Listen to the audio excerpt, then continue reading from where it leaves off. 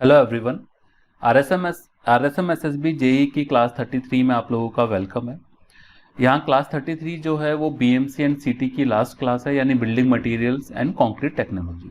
इससे पहले इस क्लास 33 को मैं स्टार्ट करूं, क्योंकि इसके अंदर हम मिसलेनियस टॉपिक्स के बारे में डिस्कस करेंगे।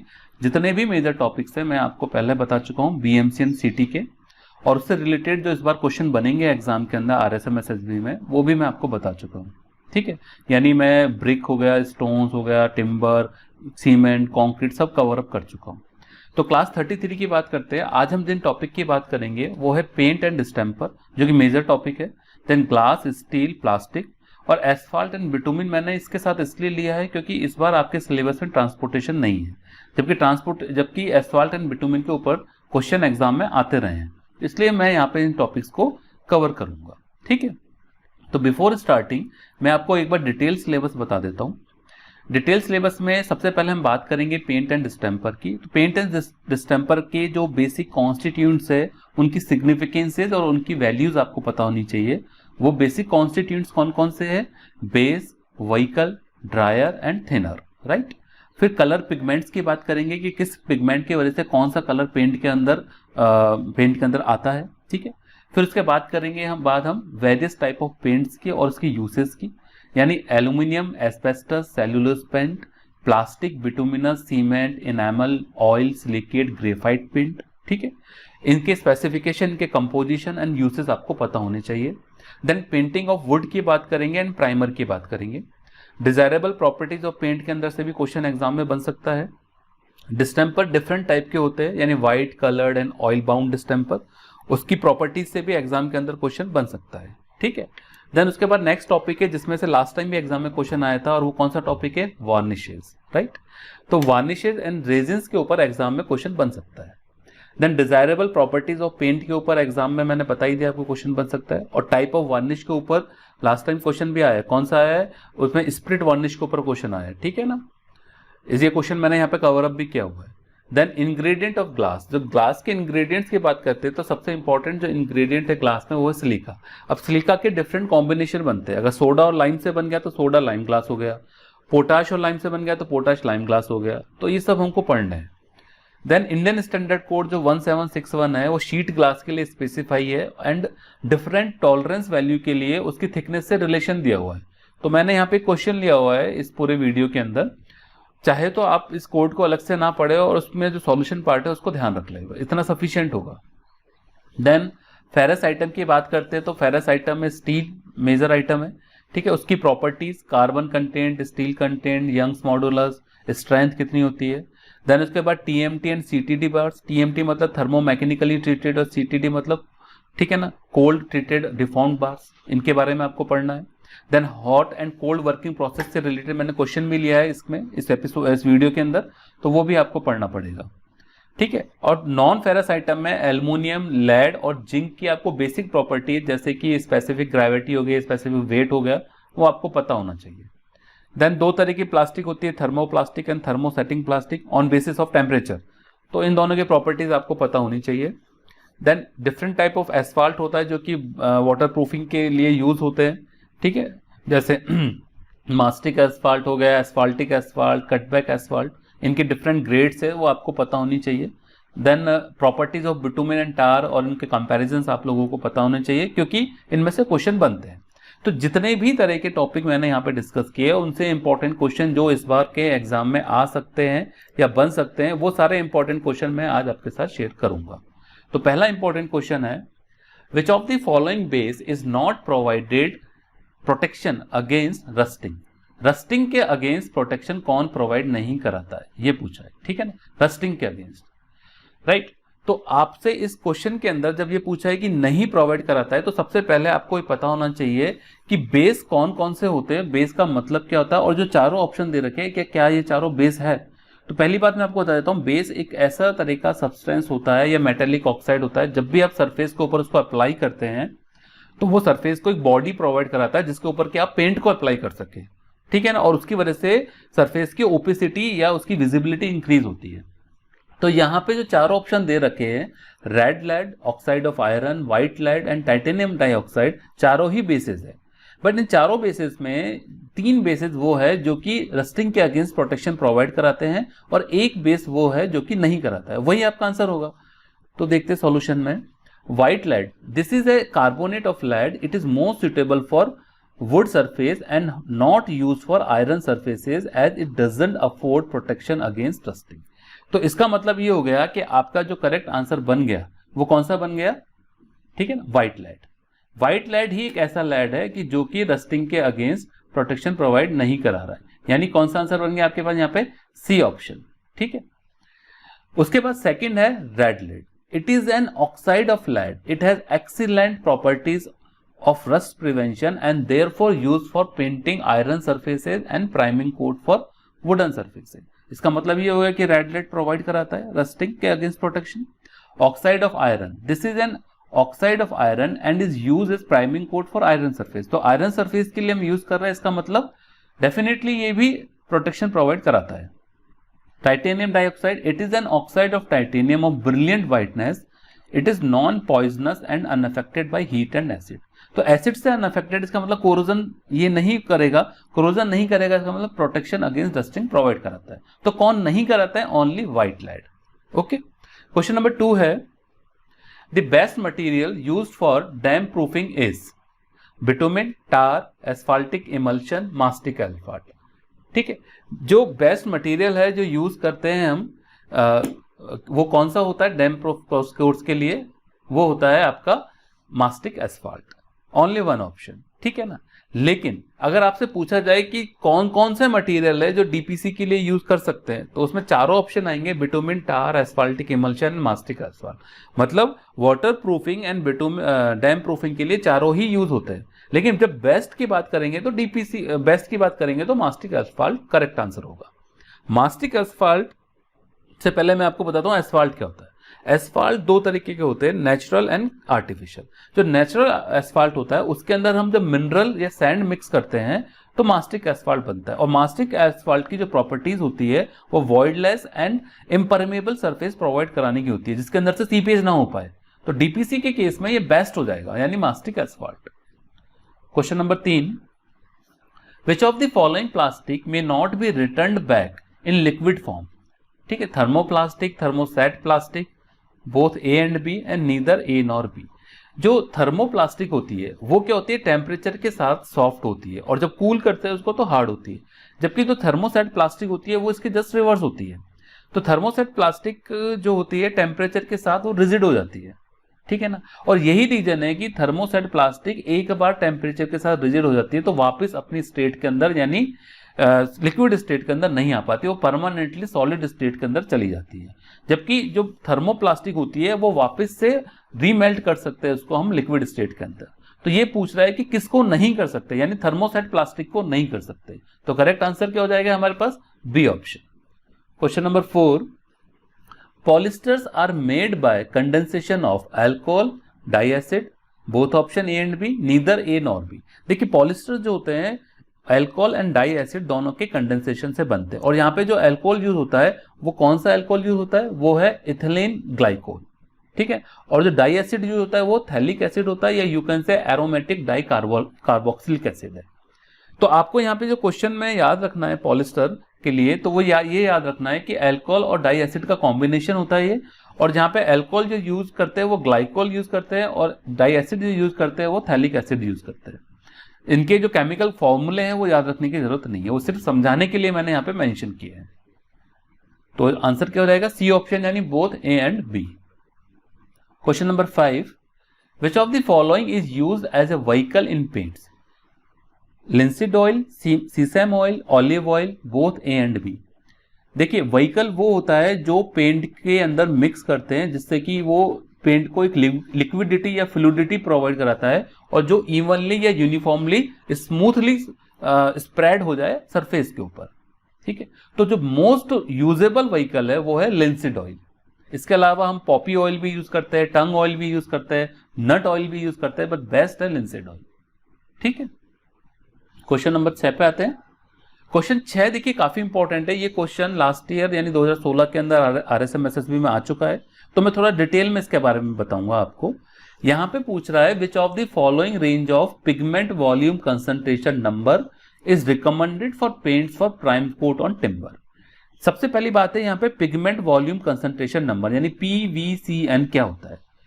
PVCN पिगमेंट जो कि कलर प्रोड्यूस करता है, तो पिगमेंट के वॉल्यूम का टोटल वॉल्यूम के साथ रेशियो होता है, उसको हम बोलते हैं PVC, पिगमेंट वॉल्यूम कंसंट्रेशन। और अगर उसको हम मल्टीप्लाई बाय 100 कर देंगे तो परसेंटेज में कन्वर्ट हो जाएगा, तो उसको बोलेंगे PVCN, यानी pigment volume upon total volume. और टोटल वॉल्यूम में क्या आता है, pigment volume and binder volume. ठीक है, अब मैं ये तो आपको समझ में आ गया PVCN क्या होता है। PVCN मतलब परसेंटेज होता है एक तरीके का, ठीक है, पिगमेंट वॉल्यूम का परसेंटेज टोटल वॉल्यूम के साथ। अगर बाइंडर वॉल्यूम ज्यादा है, ग्लॉसी सरफेस जो होते हैं बिल्कुल एक चिकनी स्मूथ सरफेस, उसके अंदर बाइंडर का वॉल्यूम बहुत ज्यादा होता है, तो बाइंडर वॉल्यूम बहुत ज्यादा हो जाएगा तो टोटल वॉल्यूम भी बहुत ज्यादा हो गया। इसका मतलब जब रेशियो निकालेंगे पिगमेंट से टोटल वॉल्यूम का तो वो रेशियो कम हो जाएगा, और वो रेशियो नियरली 0 होता है ग्लॉसी सरफेस के लिए। ठीक है, ये एक पॉइंट बताया मैंने आपको क्योंकि एग्जाम में ये क्वेश्चन भी बन सकता है। ठीक है, अब एक टेबल मैं प्रोवाइड करा रहा हूं, वो टेबल डिफरेंट तरह के पेंट डिस्क्रिप्शन के साथ PVCN प्रोवाइड करा रही है। तो आपसे जैसे लास्ट ईयर जो एग्जाम में आया था क्वेश्चन, वो एक्सटीरियर सरफेस ऑफ बिल्डिंग के लिए पूछा गया था, तो उसका करेक्ट आंसर 28 से 40 था, 28 से 40 PVCN रेंज इस टेबल में देखिए आप। लेकिन अगर जैसे अब यहां पे हमसे पूछा है किसके लिए, कि जो प्राइम कोट ऑन टिम्बर के लिए, तो टेबल में सेकंड कॉलम दिखा रहा है आपको 35 से 40 वैल्यू, तो करेक्ट आंसर क्या हो जाएगा, PVCN की B answer, right. Next question है question 7, which of the following Indian standard code या Indian standards specify painting of concrete and masonry surface. कौन सा IS कोड है जो मैसनरी सरफेस के ऊपर और कंक्रीट सरफेस के ऊपर पेंटिंग के स्पेसिफिकेशन प्रोवाइड कराता है। मैं देखिए हर क्लास में आपसे एक आध IS कोड डिस्कस जरूर करता हूं क्योंकि एग्जाम में आजकल आने लगे, ठीक है। तो इसका करेक्ट आंसर है डी ऑप्शन, यानी IS 2395। देखिए IS 2395 जो कि 1994 में पब्लिश हुआ था, वो painting of concrete, masonry and plaster surface provide कराता है, इसके लिए स्पेसिफिकेशन। जबकि 1477 है वो फेरस मेटल के ऊपर पेंटिंग के लिए स्पेसिफिकेशन प्रोवाइड कराता है, और 15489 है वो पेंट एंड प्लास्टिक इमल्शन के स्पेसिफिकेशन प्रोवाइड कराता है। तो यहां पे करेक्ट आंसर हो गया ऑप्शन डी, यानी IS 2395। नेक्स्ट क्वेश्चन पे मूव करें, question number 8, the maximum quantity of dryer in paint. Paint के अंदर अलाउएबल क्वांटिटी क्या है ड्रायर की, तो इसका करेक्ट आंसर है सी ऑप्शन, यानी 8%। देखिए ड्रायर्स, हाँ अब इसमें मैं आपको बताता हूं ड्रायर क्या होता है। तो dryers are the substances those accelerates the process of drying. A dryer absorb oxygen from the air and transfer it to the vehicle, यानी linseed oil, which in turns get harden. तो जो paint के अंदर इस तरह के substances मिलाते हैं कि वो जल्दी एवोपरेट हो जाए और पेंट जल्दी से ड्राई हो जाए, यानी एक सरफेस प्रोवाइड करा दे, नहीं तो वो गीला ही रहेगा बहुत टाइम तक, ठीक है। तो that substances are called dryer. The quantity of dryer added in the paint is limited to 8%, यानी मैक्सिमम 8% है। अगर हम ज्यादा यूज करते हैं, यानी एक्सेसिव अमाउंट के अंदर ड्रायर यूज करते हैं, तो उसकी टेंडेंसी क्या होती है, वो इलास्टिसिटी, पेंट की जो इलास्टिसिटी होती है उसको डिस्ट्रॉय कर देता है, ठीक है। तो इसका मतलब मैक्सिमम पेंट के अंदर ड्रायर कितना मिलाना है हमको, 8%। नेक्स्ट क्वेश्चन है question 9, for oil paints which suits as the base thinner. देखिए एक आपकी टर्म आ गई थी पहले बेस, फिर व्हीकल आ गया, फिर ड्रायर आ गया, चौथी टर्म पेंट की आ गई थिनर। थिनर कौन सा बेस्ट है ऑयल पेंट के लिए। Thinner is a liquid, thinner क्या होता है, thinner is a liquid which is mixed in a paint to make the paint thinner or of desired consistency so that it can be easily applied on the surface. तो it is sort of vehicle. vehicle का भी यही function है कि हम expand जो surface के ऊपर कर रहे हैं यूनिफॉर्मली हो जाए। थिनर का ये है कि एक पेंट को कंसिस्टेंसी प्रोवाइड कराए सो दैट कि व्हीकल उसको इजीली स्प्रेड कर सके, ठीक है ना। कंसिस्टेंसी मतलब कि उसको उसकी विस्कोसिटी को कम ज्यादा जो करना है वो थिनर से होता है, ठीक है। स्प्रेड एक बहुत अच्छा थिनर है। तो thinner commonly used are the following. अगर जब बात करेंगे ऑयल पेंट की, तो ऑयल पेंट के लिए जो थिनर है वो कौन से है, turpentine, white spirit and naphtha. तो हमसे यहाँ ऑयल पेंट के लिए पूछा है, तो जो ऑप्शन दे रखे हैं नेफ्था, वाटर, अल्कोहल, इसमें से करेक्ट आंसर ए हो गया, यानी नेफ्था। लेकिन स्प्रिट के लिए अगर हम देखे जाए, स्प्रिट लेकर के लिए, तो बेस्ट थिनर जो है वो है अल्कोहल। सेलुलोज पेंट के लिए अगर देखा जाए तो बेस्ट थिनर है इथाइल एमिल एसीटेट। और अगर डिस्टेम्पर एंड प्लास्टिक पेंट के लिए देखा जाए बेस्ट थिनर है वाटर, और ये क्वेश्चन लास्ट ईयर एग्जाम में आया है कि प्लास्टिक पेंट के लिए बेस्ट थिनर कौन सा है। तो करेक्ट आंसर क्या बन जाएगा? Water, right. तो ये ध्यान रखना है हमको। नेक्स्ट क्वेश्चन है question number 10, which of the following paint is use for painting of motor cars. Motor car हो गए मतलब नॉर्मल आपकी कार हो गया, या यू कैन से एरोप्लेन्स हो गए, बाइक हो गए, उनके ऊपर जो पेंट होता है वो पेंट कौन सा है? Silicate paint, cellulose paint, emulsion paint, asbestos paint. Correct answer है इसका बी ऑप्शन, सेलुलोज पेंट। अब इसकी प्रॉपर्टी पढ़ लेते हैं हम, ठीक है ना, ताकि सेल्यूलोज पेंट से रिलेटेड कोई और भी क्वेश्चन बने तो आप कवर अप कर सके। तो पहली प्रॉपर्टी है, it is made from celluloid sheets, nitro cotton, nitro cotton सबसे ज्यादा यूज होता है, and photographic films. These are superior to ordinary oil paints, though little costly, मतलब ये कॉस्टली तो है लेकिन सुपीरियर है ऑर्डिनरी पेंट से। These paints can be more easily washed and clean, इसलिए हम कार को बार बार धो सकते हैं, ठीक है ना। Then they stand extreme degree of heat and cold, कितनी भी गर्मी सर्दी है कोई फर्क नहीं पड़ेगा। These paints are use for painting motor cars, airplanes and other superior work, right. तो इस क्वेश्चन में करेक्ट आंसर हो गया, जो मोटर कार्स के ऊपर यूज होता है पेंट वो है सेलुलोज पेंट, यानी बी ऑप्शन। नेक्स्ट क्वेश्चन है question 11, dial of watches are painted with. जो वॉचेस के डायल होते हैं वो क्या है कि इल्यूमिनेट करते हैं, दिखते हैं, चमकते हैं, है ना, ग्लो करते हैं। तो graphite paint, anti corrosive paint, luminous paint, colloidal paint. तो ल्यूमिनस पेंट से घड़ी के डायल है या फिर you can say sign boards वगैरह है वो डिजाइन होते हैं, ठीक है ना। तो यहां पे हम कौन सा पेंट यूज करते हैं? ल्यूमिनस पेंट, यानी C option. Luminous paint contain calcium sulphide with varnish, the surface on which luminous paint is applied shines, shine करती है, ग्लो करती है। The paint should be applied on surfaces which are free from corrosion और any other lead paint, है ना। ऐसी surface जिसके ऊपर करोजन की पॉसिबिलिटी हो वहां पे हम जो ल्यूमिनस पेंट है वो नहीं करते, ठीक। Question number 12, which of the following is not an ingredient of primer used on woods? Red lead, white lead, litharge, none of. तीनों ही इंग्रेडिएंट है प्राइमर के जो कि वुड्स के ऊपर यूज होता है। तो करेक्ट आंसर यहां पे क्या बन जाएगा? कौन सा नहीं होता, यानी नन ऑफ अबव, यानी D option. The main function of primary coat or primer is to form the base for subsequent ones. Subsequent layers of primer are applied when previous one has dried. एक के ऊपर एक 3-3, 4-4 coat करते हैं हम primer के, ठीक है ना। एक लेयर कर दी, जब वो ड्राई हो गई तो दूसरी लेयर कर दी, ठीक है। इस तरह से 6-6 घंटे के गैप पे या 12-12 घंटे के गैप पे, ठीक है। जो प्राइमर होता है, a layer of primer will prevent the underlying wood from prematurely absorbing the solvent in the finishing paint, ठीक है ना। जब हम प्राइमर कर देते हैं किसी भी सरफेस के ऊपर तो उसके ऊपर हम पेंट जब अप्लाई करते हैं तो एब्जॉर्प्शन जो होता है वो खत्म हो जाता है पेंट का, तो पेंट की क्वांटिटी आपकी लेस कंज्यूम होगी, पहली चीज। दूसरा, उसको जो विजिबिलिटी मिलेगी वो बेटर मिलेगी और उसमें रस्टिंग के चांसेस नहीं रहेंगे। इसलिए हर तरह की सरफेस के ऊपर, चाहे वुड हो चाहे आयरन हो, हम प्राइमर का कोट करते हैं, ठीक है। Primer can reduce the number of paint coats, है ना। नंबर ऑफ पेंट कोट्स का मतलब हो गया कि जो कोटिंग कर रहे पेंट की, यानी क्वांटिटी ऑफ पेंट ही कम हो गई टोटल, ठीक है। A typical composition of primer includes red lead, white lead, boiled linseed oil, raw linseed oil and litharge. तो यहां पे जो एबीसी ऑप्शन है उसके अंदर तीनों ही इंग्रेडिएंट है जो प्राइमर में यूज होते हैं। तो कौन सा नहीं होता, इसका मतलब none of the above. Next question पे आते हैं। देखिए सारे क्वेश्चन आपको एग्जाम में करके जाने हैं, छोड़ के मत जाना, इनमें से क्वेश्चन मिलेगा आपको एग्जाम में। क्वेश्चन 13 है, which of the following is used for varnishing maps and pictures. Picture और मैप्स को वार्निश करने में कौन सी वार्निश है जो यूज होती है, ठीक है। Spirit varnish, water varnish, spar varnish, oil varnish. Correct answer है water varnish. Varnish is the solution of resin substances prepared either in alcohol, oil or turpentine. The type of solvent depend upon the type of resin used. मतलब resin को solvent के अंदर मिलाते हैं। अब solvent कौन सा यूज कर सकते हैं, अल्कोहल, ऑयल या टर्पेंटाइन। जब रेजिन और सॉल्वेंट का एक मिक्सचर करते हैं, that mixture is called varnish, ठीक है। वाटर वार्निश जिसकी हम बात कर रहे हैं यहाँ पे, वाटर वार्निश इज शेलेक। शेलेक मतलब एक तरीके का यू कैन से प्लांट है, ठीक है ना, उससे रेजिन बनती है। तो water varnish is shellac dissolve in hot water to which enough quantity of ammonia, borax, soda और potash is added.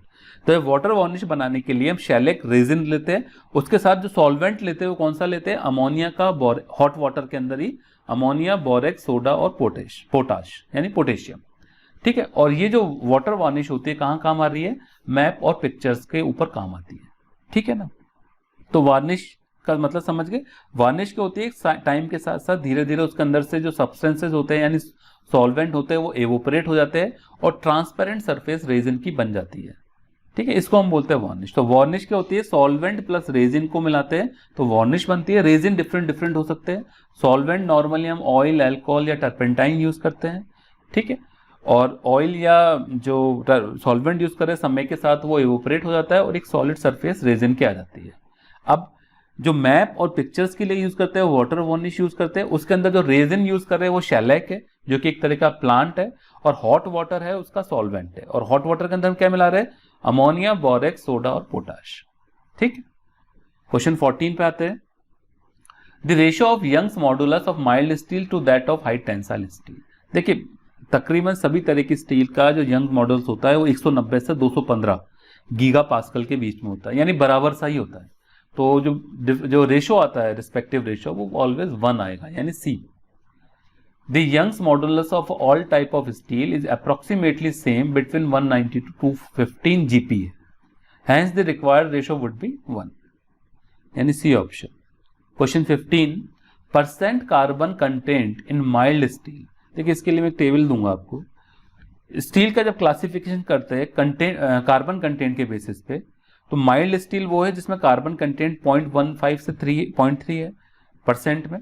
Medium carbon steel में थोड़ा सा ज्यादा हो जाता है 0.3 से 0.8, और हाई कार्बन स्टील के अंदर जो कार्बन कंटेंट है 0.8 से 1.6। तो सबसे ज्यादा कहाँ पे हो गया, जो माइल्ड स्टील उसके लिए कार्बन कंटेंट कितना हो गया, सबसे कम हो गया, कितना हुआ 0.15 से 0.3% यानी डी ऑप्शन, क्योंकि परसेंट कार्बन कंटेंट ही पूछा है इन्होंने माइल्ड स्टील के अंदर।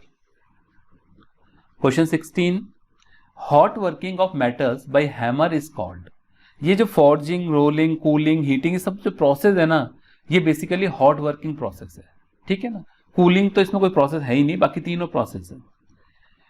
अब हम इसको मैं डिटेल में बताता हूं। By hot working are mean such processes as rolling, forging, hot extrusion and hot pressing in which the metal is heated above its recrystallization temperature, और मेटल की सरफेस को हम चेंज कर देते हैं डिफरेंट शेप में। फॉर एग्जांपल जब हम रोलिंग की बात करते हैं तो रोलिंग में क्या होता है, it is usually used to create a bar of material of a particular shape and dimension.